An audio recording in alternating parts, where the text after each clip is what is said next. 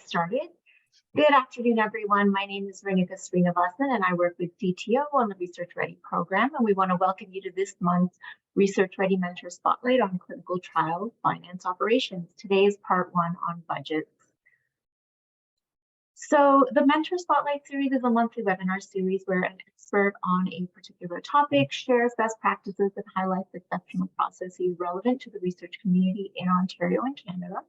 We aim to be interactive in the live session, but we also make this session available online on demand at the link which you see on the slide. For more information on Research Ready, you can always visit the CTO website. We also have a certificate of attendance for anyone that is here live today.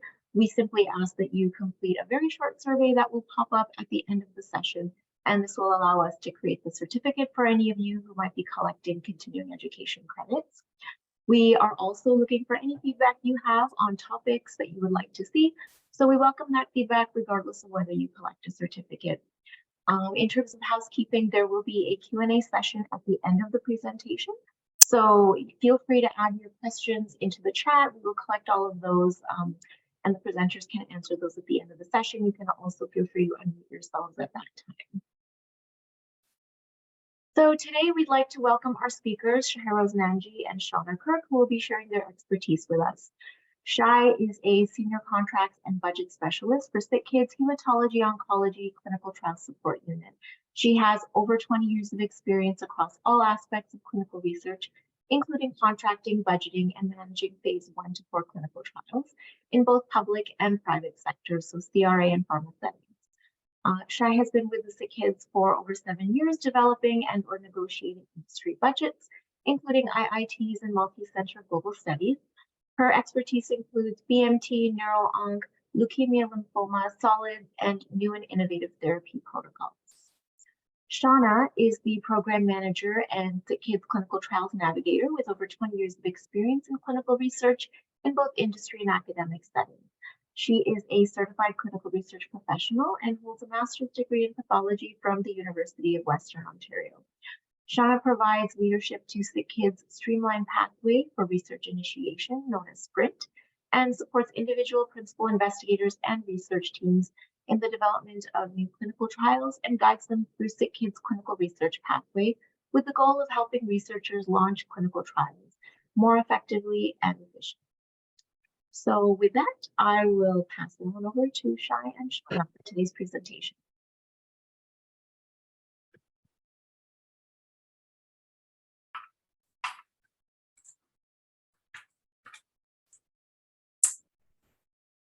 Okay, I'm hoping you can see my screen at this point.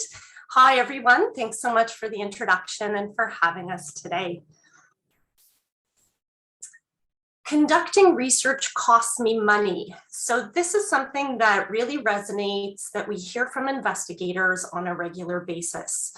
This was a study that was published back in 2017. And basically what they found in that study is that of investigators conducting FDA-regulated trials for the first time, so new investigators, of those investigators, over 50% of them would not do another FDA-regulated trial. They looked at a number of different barriers for those researchers as far as wanting to continue to participate in FDA-regulated trials, and finance was actually one of those barriers that they found. So they showed in that study that, basically less than 13% of investigators were satisfied with the sponsor site budget negotiation process, and only about 20% of investigators were actually satisfied with the final site budget. So that's the aspect we're going to focus on today, is the budget piece as well as some negotiation advice. So our objectives today, I'm going to run through a market overview. What is that cost of bringing a drug to market?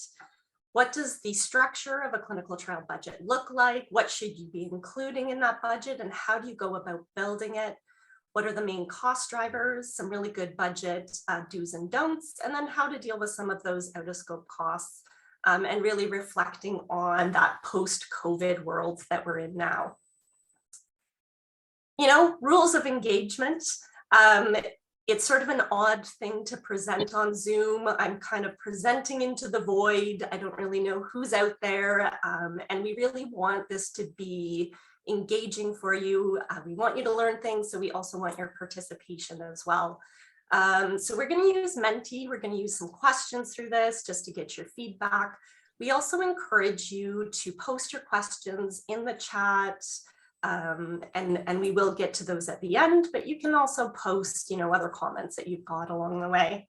I will quickly show the QR code as well as menti.com with the code. So I'm hoping everyone can quickly grab their other devices, enter that information, and join us on Menti to be able to participate in some of the survey questions we'll go through.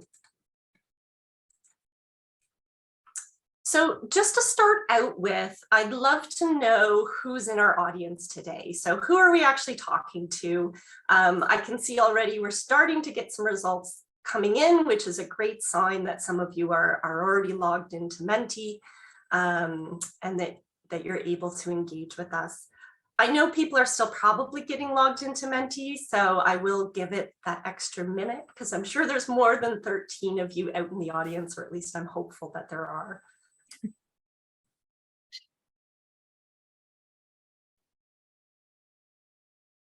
We'll give it just another 30 seconds because, like I said, I know people are just getting logged in.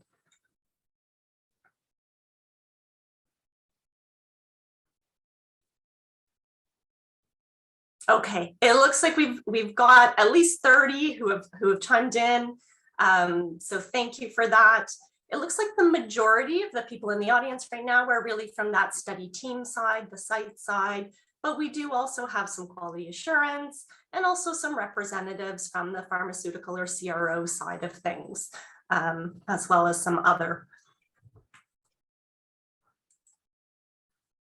And how much experience do you have with clinical research budgets?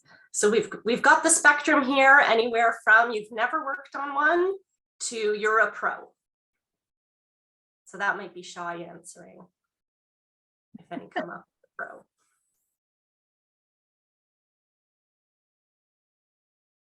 So once again, sort of across the spectrum, it looks like we've got, quite a few who occasionally review or help with them. We have people who've never done them before. And we also have some who do it on a routine basis.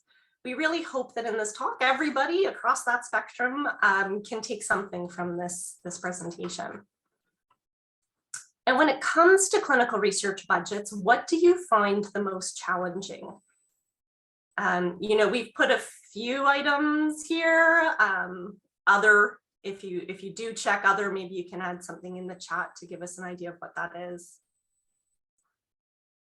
Yeah, so I can see some are responding that budget negotiation is intimidating, and it definitely can be. I'm not sure what to include or worry about missing things. And also, those who haven't done it before and don't really understand budgets. So I think we're going to cover all of that today in our talk, and hopefully make it a little bit less challenging for you. So diving into that market overview of drug discovery and bringing a drug to market, how long does it take for a new drug to be brought to market? And I'm not looking for perfect answers, just give us your best guess on how long that process really takes. So clearly we all know it's a long time. No one's down at that 5-year point. And it does take a long time. And with all of that time, how much do you think it costs? So we're talking US dollars. For some reason, all the literature out there really focuses on US dollars. So all the way, from discovery through to market, how much is that costing?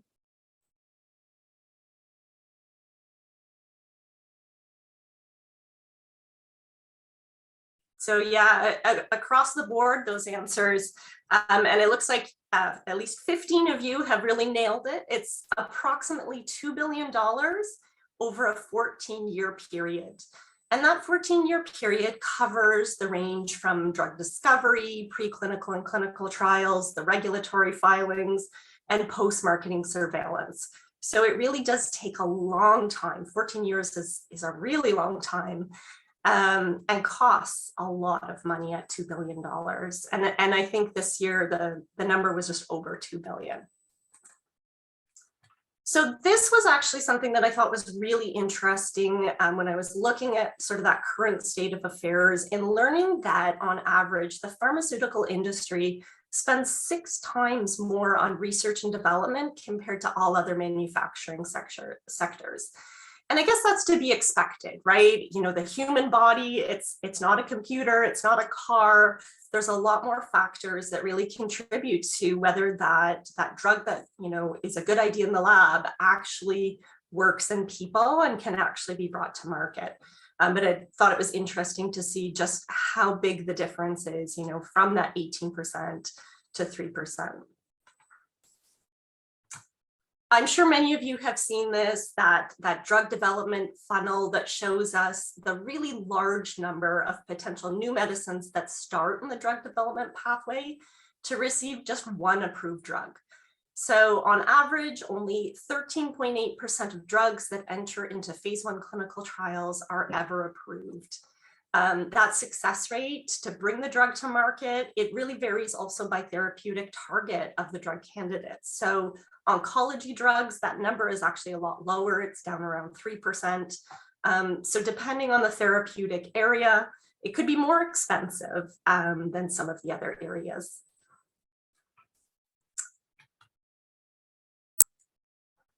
So looking at the type of headlines that we're seeing right now, this was actually based on a Deloitte report that was released in January of this year. And what they found is in 2022, the return on investment in pharmaceutical drug development took a sharp decline.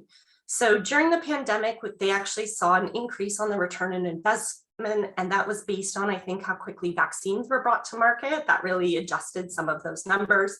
And although they expected a decrease as we come out of the pandemic, they expected that decrease for 2022. It was actually a lot steeper of a decrease than was expected. So we touched really briefly on that investigator perspective at the beginning, that many budgets really aren't meeting the needs of clinical trial sites. But we can also see from the pharmaceutical perspective that drug development is expensive, it's really time consuming. The return on investment seems to be declining. So, you know, we really have to look at how to create and negotiate budgets that actually work for both sides. So making sure that it covers all of those expenses for the investigators. So, you know, that the training that they've done to conduct trials, they'll actually continue to conduct trials, so it's worth their while. But that also it's considering that financial investment from the pharmaceutical industry. So I'm going to turn it over now to Shai, who's really going to get into the details of budgets and how we can find that balance in our budgets and make sure that all the costs are covered. So I will turn it over now to you, Shai. Thank you. So I just want to thank CTO for inviting us to present, and thanks to all of you for your interest and participation. So why do we need to create a budget? If you don't have a budget, you won't know if you can actually afford to do the study. No matter how much money the pharma provides, you actually have no idea. So you have no financial planning, especially for long-term studies. You might be underestimating your workload, and there's no payment tracking. Also, with your budget, there's quite a few invoiceables. And so if you don't have your own budget, you don't know what you should be invoicing for and what not. There's no cost recovery, and this could really jeopardize the growth of your department. And as Shauna said, without a proper budget, many PIs do not continue to be involved in clinical research. Next slide. So what does it take to create a clinical research budget? So the first question is, has a budget been provided to you? If there's no budget provided from the outside source, then you need to prepare a detailed budget. If there is one, then what kind of budget have you been provided? If it's detailed, like an Excel budget sheet, you need to perform an internal cost analysis and compare that to the pharma budget. And if you receive a budget that's per visit or a total study cost or per participant, you still need to compare it against your internal costs. When you're creating a budget, you may be starting from scratch. And so in either case, you need to assess the cost of the trial at your site in order to determine if what has been offered is sufficient for your study. Next slide. So there are different types of budgets. There's the internal budget, the sponsor budget, and then the IIT or IIS budget, which is the investigator-initiated ones. For the internal budget, this one is the one that you don't really send to the sponsor. It's your own budget that you create, identifying all the costs at your site that you will need. And then you also, if you have that budget, you'll know how much more you need, as well as what your cutoff will be on how much you can accept. Your sponsor budget, if you really can't agree on a good budget, you need to have an internal conversation with all the stakeholders as to the importance of the study for your site and your patients. You use this to negotiate with the sponsor. And if, as I said, if the sponsor budget is less than what your cost will be, you also have the option to refuse the study. And then the investigator-initiated budgets, those are a little complicated because it depends if you're a sponsor, if you're actually running the investigator-initiated study, or if you're a participating site. If you're actually running the study, then there's a lot of costs that could be involved depending on the study. You might need to outsource to a CRO. You may be using, it might be an international investigator-initiated study. So those are different costs that you'll need to worry about. But if you're a site, chances are you will not receive enough to run the study. And so a gap in funding analysis must be done, and you must know where to get the additional budget from before you start the study. Next slide. So where do you start? Developing or assessing a budget can be really overwhelming, but hopefully you will feel a little more comfortable after today. Next slide. So first thing first, the only way for you to assess the additional work and truly understand the amount of work involved is to know your protocol. You really need to understand the study phases, the endpoint, the study procedures, the inclusion/exclusion, what kind of study prep is needed, what kind of phase the study is. You could have, on your schedule of assessment, you might have ECG, but when you actually look in the protocol, it's a triplicate ECG. And that's something you might not have noticed if you only looked at the schedule of events. Beware of the bundled procedures. They might say physical exams, but there might be all these other tests involved in it. And so you really need to understand the protocol. Next slide. Additionally, you need to see whether it's a high screen fail rate or not. Sponsor might come back and say 7-1. And if it's a high screen fail rate, I wouldn't accept anything less than 3-1. And then you have to look at what kind of study it is. At our site, CAR-T took us over a year to open because, and rightly so, REB really had a hard time for us to send out the cells with the patient's information. Sending it out with the patient's information to the sponsor was necessary because the cells needed to be reinfused back into the patient. But it took a long time for us to agree on this. And by the time we agreed on it, we only had one patient that we were able to enroll. So these are things you need to look out for. And then sometimes sponsor has a lot of amendments that are done before the study is activated. How will you account for this? Because sometimes sponsor will not agree to pay for those. And then resources. Do you need a research nurse? Is the study so complicated that you need a senior CRA, not a junior CRA? All of these things matter. And then enrollment. How long do you have before the enrollment closes? How competitive is it? Are there any sites in Canada that are open? Are you sure you'll meet the target? So all of these things, how sick is the patient population? Because then you have to worry about the SAEs. So all these things you really need, again, I'm going to go back to understanding the protocol. Next slide. Standard care versus research costs. At a minimum, all research costs has to be covered. And before even developing an internal budget, you must get the PI to assess what is standard of care and what is not standard of care. Once you know what should be considered research, you need to get all your internal costing done for all the research tests. Now you can create the internal budget in order to compare with the sponsor's budget.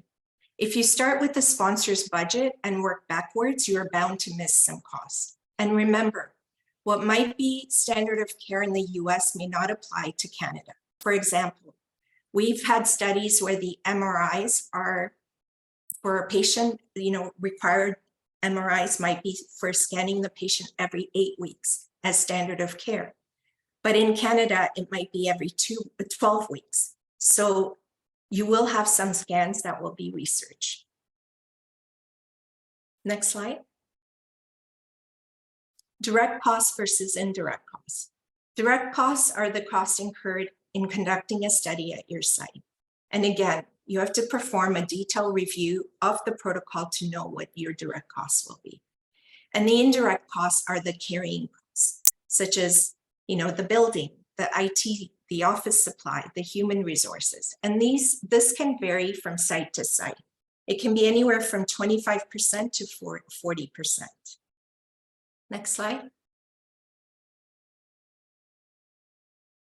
So now we look at the actual costs associated with the study. These are all the costs related to running the clinical trial. The sponsor of the study, such as the drug maker or the pharma, will typically pay for all the costs involved with the clinical research study. This includes supplying the drug, other interventions being studied, as well as any special tests, possible extra visits, and all research costs involved in the clinical study. So there's startup costs, contingent reimbursement, procedural costs, staff effort, closeout fee, and hidden fee. We're going to quickly go over all of them. Next slide. So the startup cost is a one-time non-refundable upfront fee. It covers all fees associated with startup. This includes the cost of reviewing the protocol, determining study feasibility at your site, attending the site initiation visit, and all initial training involved. This also includes internal costings and budget review and the REB and reg document preparation and submission. This fee should always be due upon contract execution and not after site activation or after the first patient is enrolled. Next slide. Contingent reimbursement. This is a per occurrence per unit, and it can be a site fee or a patient-specific fee. You need to monitor these very closely, as they are the most forgotten in the budget. You must have a good way of monitoring these during the life of the study. So the site fee can be the annual REB submissions, and the prep fee for that, the overall maintenance of the study, pharmacy maintenance, monitoring visits, and then the protocol driven would be the hospital stay, the training, the sample shipments, conditional procedures such as pregnancy, general anesthesia needed, especially for a pediatric hospital. All of these fees you need to monitor because they're invoiceable. Next slide, please. And then procedural costs are the actual per case reimbursement fees. These also need to be monitored very carefully during the life of the study, because if you have an unscheduled visit and let's say you do an ECG, that now becomes research because it might have been due to an AE or that the PI felt that the patient needed the ECG. So you really need to monitor that. The per visit cost is one thing, but then there's the time involved and then the unscheduled visits. Next slide. Sorry, I know I'm going a little fast, but I don't want us to run out of time, so I apologize. And then I put this slide in because I don't think we appreciate how much time and effort a PI is required to spend on a study. If you look at all the things that they have to monitor during the study, I know that we can't really put in a PI salary because of how they're compensated, but we really need to look at the time and effort that goes into a PI's time. And then the staff effort.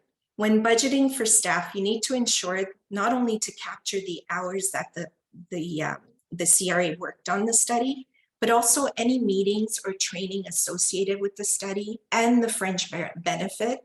And you also need to look out for whether, there was additional data that was required when there was a data lock. You need to look at all that during the study, because you might have had a certain budget because you didn't know what you were just anticipating what you would have as a workload, but it might change during the study. So you need to keep this very much at the top of your mind, and reopen the negotiation if you feel you don't have enough funds to carry it.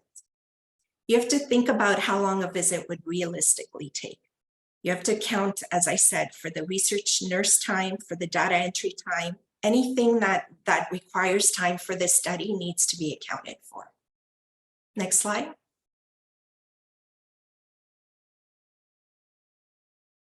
So these are the closeout fee, and it's a one-time at the end of the study. But one of the fees that a lot of times we don't appreciate is the administrative fee.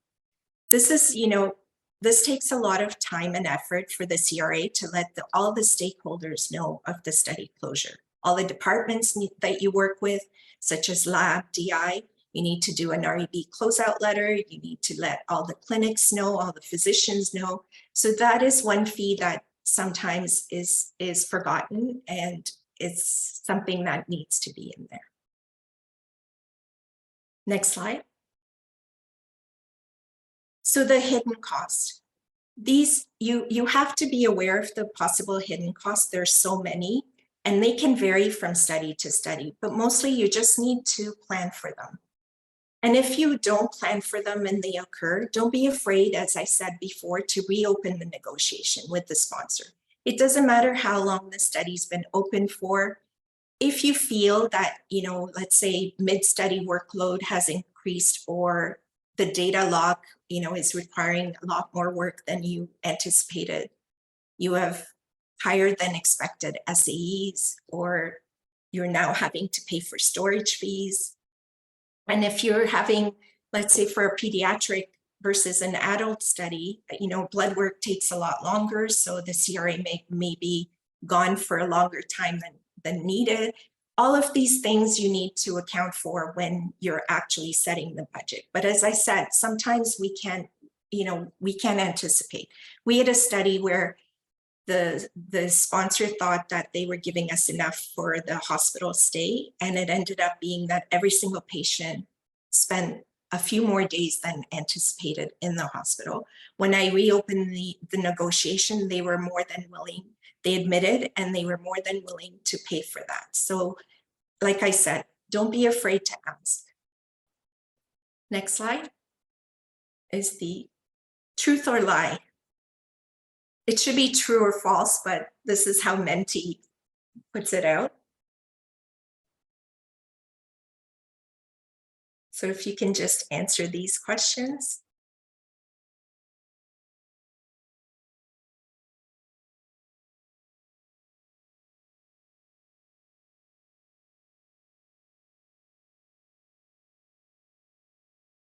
Interesting. So it's true. It's false that accepting budgets without negotiation improves relationship with sponsors.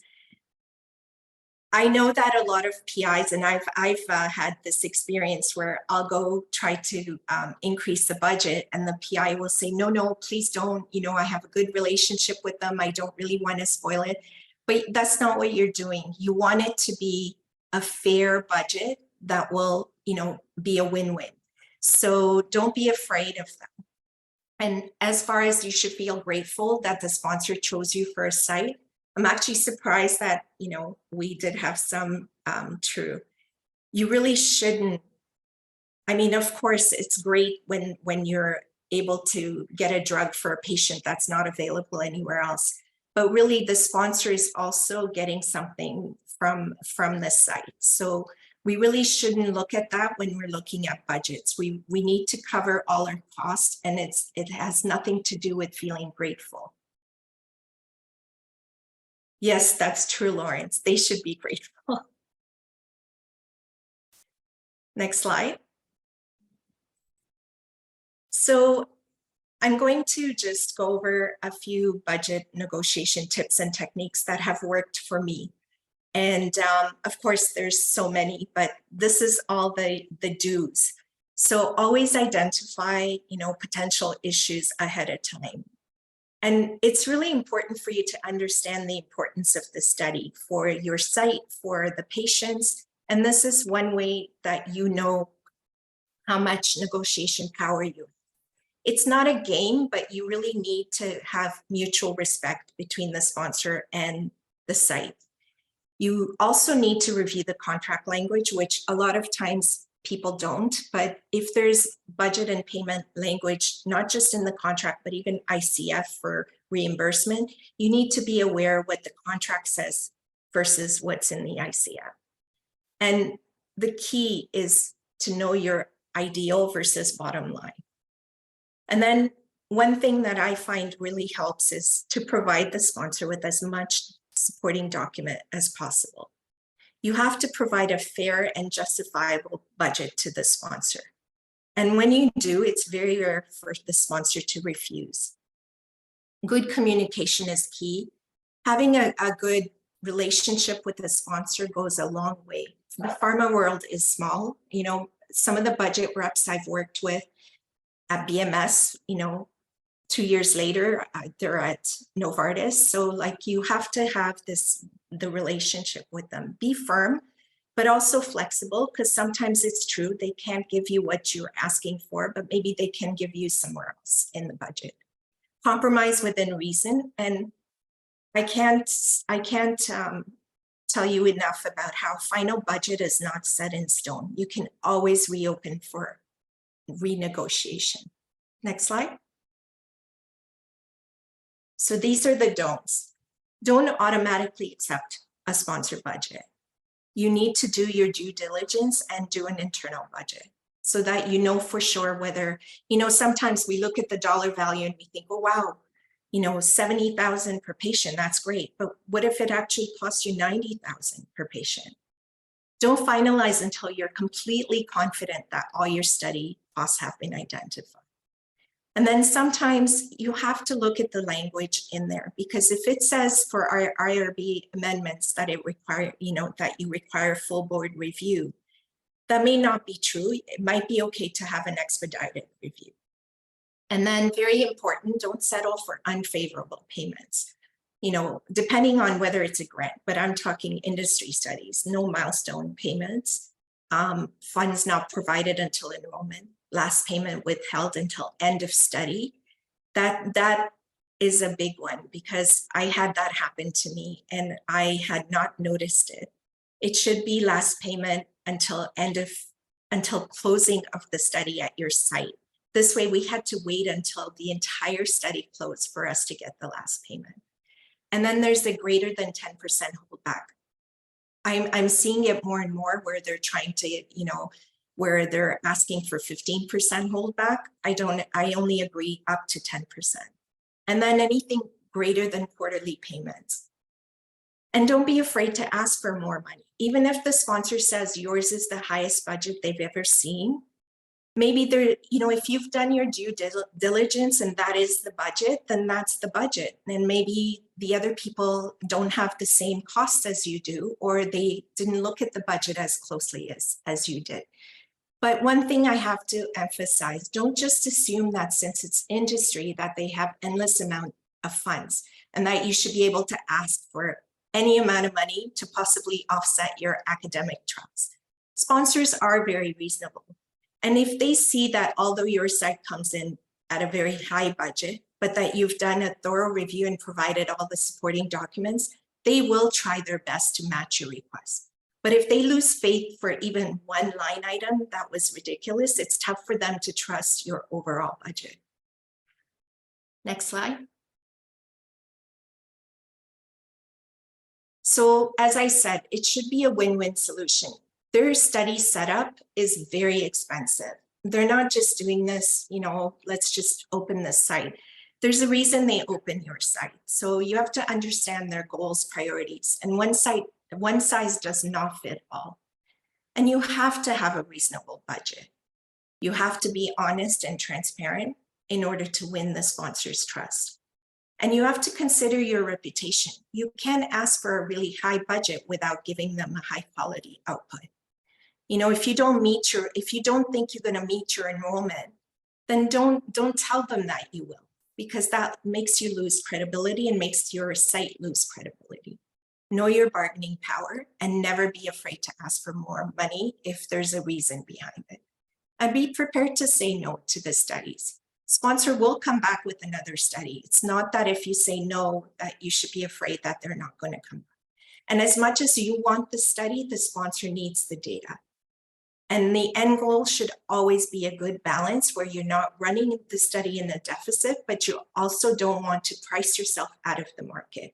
You want to be a repeat customer because this is important to your patients.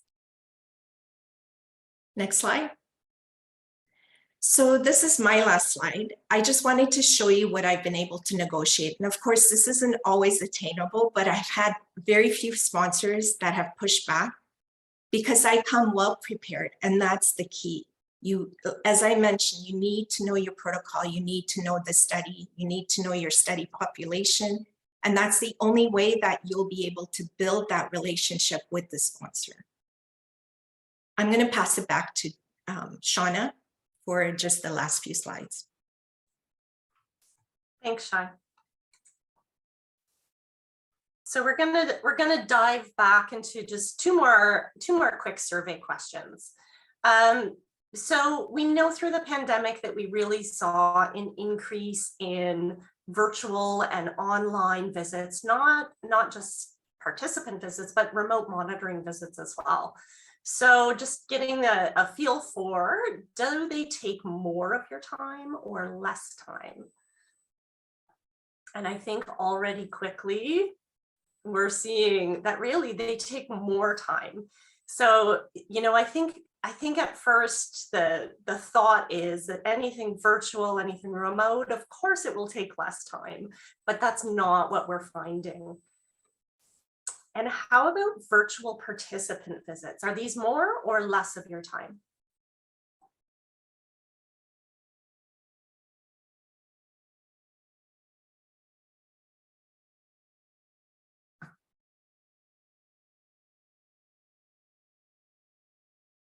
And this one we're seeing maybe a little bit more balance where it's almost kind of half and half, whether it's more time or about the same or potentially less time.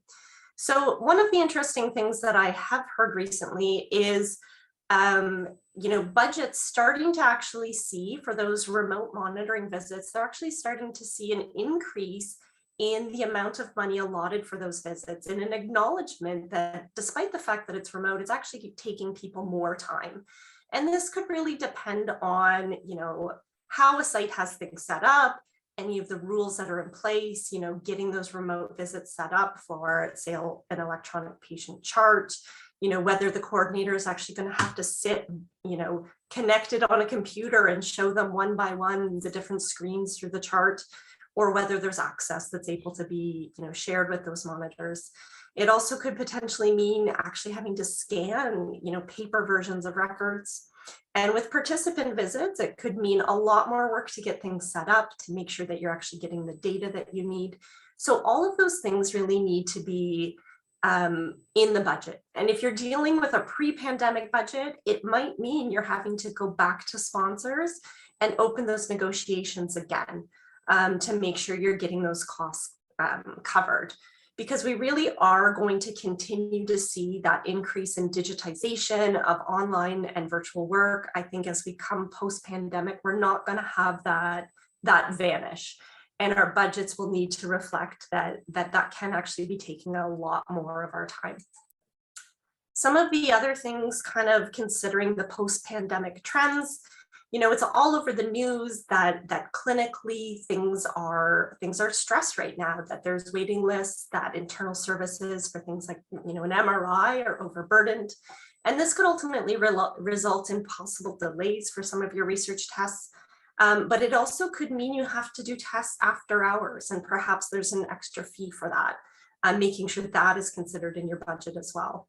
We're seeing staff shortages, not just in clinical areas, but really high turnover in research right now. We all know that onboarding is time consuming and can cause study delays. So those are considerations as well as for putting those budgets together. Do you have the staffing that you need, and is it covered in the budget? The other thing that we're seeing is an increase in decentralized trials and more complex trials. Those types of trials, decentralized trials, can take a lot more work to get all set up, to make sure you're getting the data that you need and making those connections. So that potentially has an impact on your budget as well. We're also seeing this drive towards individualized or precision medicine. We're seeing N-of-1 trials, or those rare patient populations. And we may need to then open more trials to ultimately treat the same number of participants. And right now, that study startup fee is going to be the same, whether that trial only has one person or whether it has 100 people. So there isn't necessarily a scale down in work that goes into those trials just because they're less people. So making sure that even though the patient population or participant numbers in a trial is lower, those other costs are still really covered. So making sure that that is in your budget. So I think that actually brings us to the end and brings us to our question and answer period. So I'm not sure at this point if we've got some questions that are in the chat. Maybe we can turn it over and see what questions the audience has. Thank you, Shai and Shauna, for that presentation. So as you mentioned, we'll move into the question portion of the webinar. So at this time, we welcome any participants to feel free to unmute and ask your questions. I didn't see any questions come through the chat thus far, but again, you can always feel free to add your questions in the chat as well, and we'll flag those for the speakers. Lawrence, it looks like you have a question. Go ahead. I just want to comment that we did make a mistake by not realizing that there are weekend costs. One of the study that is every 2 days injections, which falls onto some of the weekends. And even though sponsors promise there will be nurse going to the house to provide the injections. However, there was a slow during the pandemic or the end of the pandemic to recruit some of the nurse, the in-house nurse to go there. So we end up have to bring the patients to focus, which increase some of the costs that we have not budgeted for. And also weekend pharmacy cost for dispense is really high. So just have to be factored in that.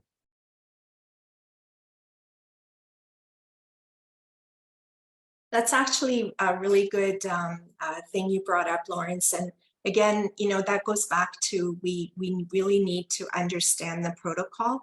And again, if you guys didn't anticipate for that, and now you're finding that it was more time, it's time to open that negotiation again. I'm going to take the Mark's question on the fees when you don't open the study, because we've had a few that have just gone through that way. If you have a good relationship with the sponsor and you go back, and we had this where one of the sponsor was only willing to give us the startup cost, but we had done so much work. We were really close to submitting to REB and had done all the necessary costing, and so even the labs and the DI department, they had all done their work. So I put in all the hours that they worked and we time tracked. So I was able to know exactly how many hours that we had that went to that study. And I just asked very nicely that, in good faith, this is how much we spent, how much time we spent, and we'd like to get compensated for it. And I've only, in the 8 years that I've been doing this at Sick Kids, I've only ever had one sponsor come back and not provide payments for, even though the budget wasn't signed off. So I should push a little bit more. You with should. the CRAs.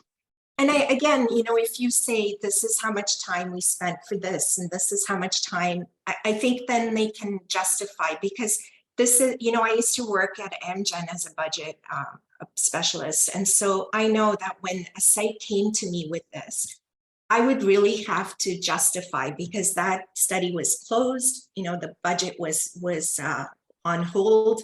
And so you really needed to go to your higher peers because you like the site and you want to keep that relationship and say, look, they've justified how much work they've done. Can we at least give them half, or can we at least give them 75% of the startup? And I really think, again, for me, I found that sponsors are not unreasonable, but they do have a budget to follow. So if you really show them that this is how much it costs you, they should be able to give you some, if not all. Great.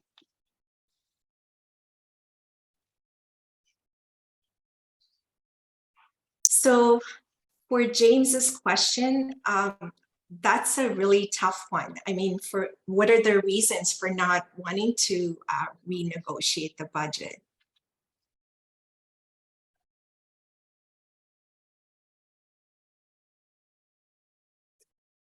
James, I think you might be on mute.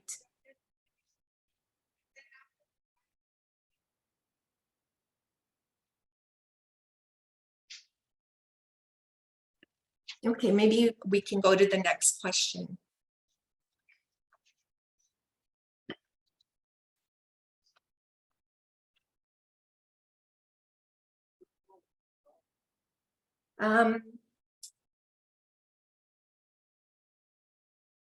So for the overhead, I know a lot of sponsors do push back for overhead, and I've had that happen as well. But if your site has a institution policy, you can send that to them. I actually had ours. You drop a sort of a letter that said, that every single item has to have overhead, because when we receive the payment, overhead is automatically removed from that. So I explained that to the company and they were more open to giving us overhead. So I don't know if that can help. This is Rod. We're at an independent sites, and so they're not associated with an institution. But Okay. we have to pay the bookkeeper, and people have to gather up the invoice and attach it to the invoice and send to the sponsor. So, MBA 101, that's the definition of overhead. Yes. And the challenge we're having right now is that more and more sponsors are giving you a line items in their contracts to say the following are invoiceable and include all taxes and all overheads. But and I'm telling the doctors that we're working with, saying, well, it's not fair that Dr. X in Niagara Falls has to fund research for Sanofi or Lilly or AstraZeneca by paying the extra $5 or $10 for the cost not covered, and for the overhead. If the dry ice costs $50 and they've allocated 45, I don't know what the big deal is, but they just will not pay the outside what's in the contract, and I can't get contract language now to change around the idea of adding tax, which is required, and adding overhead to cost it to process the invoice that they need. Either they give us the $45 or they ask for an invoice with supporting documentation, and to get the supporting documentation, you should pay the overhead. But it's really a struggle right now. So, one way to get around that is to not price the dry ice at 45 and add the cost already in it. If you can't do that, then maybe you need to have like a line item that says like admin fee, and then have, you know, a certain overall fee that will cover this. I think that's the only way you can get around it. We're finding that the sponsors are giving us a hard line on things like consumables, like dry ice. So we put in whatever, they come back and say, no, the maximum allowed is $45. You know, so it's kind of an oddball thing. And you hate to kind of push hard on a small item like 45 when you want to, you know, the big ticket items are more important. But we're finding that they're getting really, really tight on these small issues. And so what we're doing is we're putting an extra line item in for other things and deferring the cost, the actual cost of dry ice against something else like PPE or something like that. But anyway, I'm just wondering if anybody else was falling into that same dilemma. It's just recent. The last 4 budgets we've done with all big pharma have all had that really hard-nosed line that they wouldn't pay more than a small amount for dry ice. I know. I don't know. That's the only thing I would say to do. I don't really know any other strategy around it. Thank you. I'm just going to quickly answer a few of the others. Shauna, please feel free to jump in. So Intella asked if I can just share my thoughts on CRA salary line item. So it's true. Most sponsors, really all sponsors, will not put a salary CRA salary line item in the budget. They don't like that because they know that your CRA is not working 8 hours, 7 days a week on just their study. So you really need to make sure that you add that into your actual budget. And so the way that I have been doing it, I don't know if it's the right way or not. And if someone has a better suggestion, I'm always open to listen. But usually I do have a line item for PI, CRA, nurse, and data entry in my budget. And then for the line items such as, you know, vitals or informed consent, I usually will price those high as well so that we can capture, because at our center, I don't know about other center, but at our center, the CRA salary is completely and totally based on the study they work on. So it's not like they're paid by the hospital. We need to recover their salary. So that's one of the ways that we do that. Yes, so I do want to address Michelle's question about the CRO. It's true, CROs sometimes will like to keep the budget lower so that and not escalate to the sponsor. I had that happen with a CRO just recently where they wouldn't allow me to add overhead on REB fees.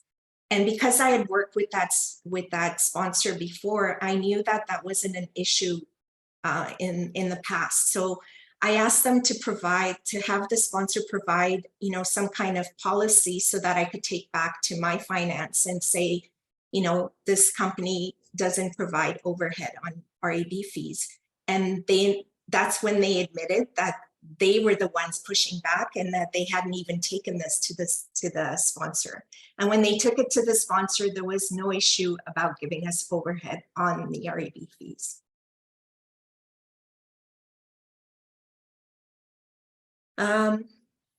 For the issue of the drug shipping and how expensive it is, yes, it's extremely expensive, and especially during COVID time, they increased their price by 20%. So I think that we just need to make sure if you're going to have drug shipping in your budget, please make sure that you've called like World Courier, or, you know, if you're going to use FedEx or Purelator, to make sure that you know how much the shipping is going to cost, so that the sponsor is also ready. It's not just about getting your budget, but it's also to let the sponsor be aware. I mean, they might be a US-based company and not know that this is how much it costs to ship from here to Sudbury, for example. It might be over $1,000, and they need to be aware of that. So you're actually helping. And that's also a good way to build your relationship with them. And just to chime in there as well, because especially with small US companies, they don't realize that the legislation is different in Canada. So whereas shipments in the US can be very cheap because they don't temperature monitor them, here it has to be monitored until it reaches the family. So it's very different. Yes, that's so true. Lindsay, unfortunately, I will not accept that, the 50% startup at SIV and 50% after first patient enroll. I take a hard stand when it comes to startup. It takes a lot of time and effort to get their study started at our center. And so they need to provide the startup fee, especially because startup is all about, reading, assessing the protocol, feasibility, training, all of that happens before the SIV. So, and also the REB submission prep fee. So I would take a hard stand on that and say, no, they need to provide the entire startup upfront.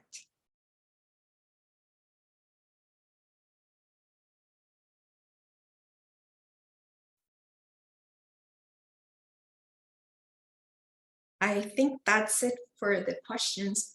But, feel free if you do have any other questions that come up, let Renuka and Emily know, and they will pass them along to Shauna and I. I think there was one question about whether to negotiate costs in US dollars or Canadian dollars. Oh, I'm sorry, I missed that. So that's a tough one, Lawrence, because as you know, at our institution, if we have a US dollar that goes out, when it comes back, when it's in our finance, like my BI, because Lawrence will understand this, we're at the same center, they convert that into Canadian. And so it's really hard for me to reconcile whether we've received the actual. So if I had a choice, I would say Canadian, just because of the way our center works. And having it in USD, you don't exactly know how much you're going to get because it depends on the rate and everything. So if I had a choice, I think just keep it simple. We have enough of all the complexity in our lives. And so I would just say Canadian is better. You might make more if you have US, but I think it's better this way. Thank you.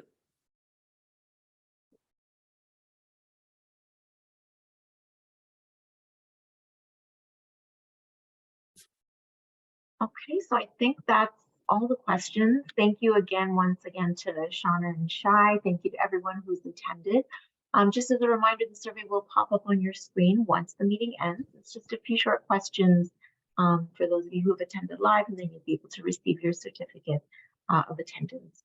So stay tuned for CTO's newsletter with information on our next Mentor Spotlight. And just as a reminder, we have recorded this session and we'll be posting it in about a week's time. Thank you again and have a great afternoon. Thank you.